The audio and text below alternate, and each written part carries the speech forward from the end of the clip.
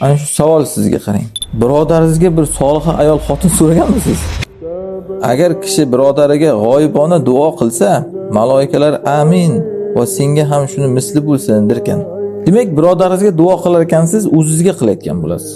Shuning uchun aytilgan, salaf solihlar agar bir narsani istasa, birinchi bo'lib birodariga so'rar ekan o'shani. Toki farishta uni mislini unga so'rashligi uchun bu ijobatga yaqinroqdir. Ya'ni men o'zim so'raganim ijobatga yaqinmi? Farishta menga so'ragani ijobatga yaqinmi?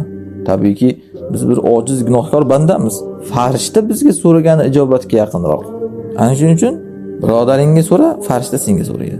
Vallohu fi aunil abd ma kana al-abdu fi auni akhihi degan.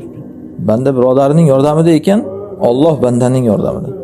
Mana hozir erkaklar kuyib ketaveradi. Bittasi bir ish qilsa, ishi rivojlanib ketsa, "Yo'q, nimaga bu ishni qiladim? Men qilayotgandim. Menga bo'lsin, u yo'q bo'lsin.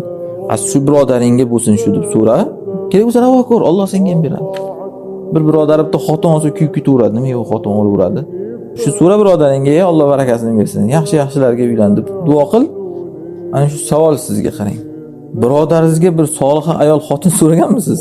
Ko'pchilik bilmaydi mana shu narsani. Masalan, birodaringizga narsa so'raysiz-ku, mana shunga o'xshab. Xotin so'raganmisiz birodaringizga? Ha desangiz, inshaalloh sizga ham bo'ladi.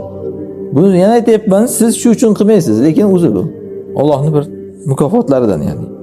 Shuning uchun masalan, birov menga duo qilib qo'ying desa, "An ilohi amin" deb men haligi mullalarga o'xshab duo qilishni yoqtirmayman.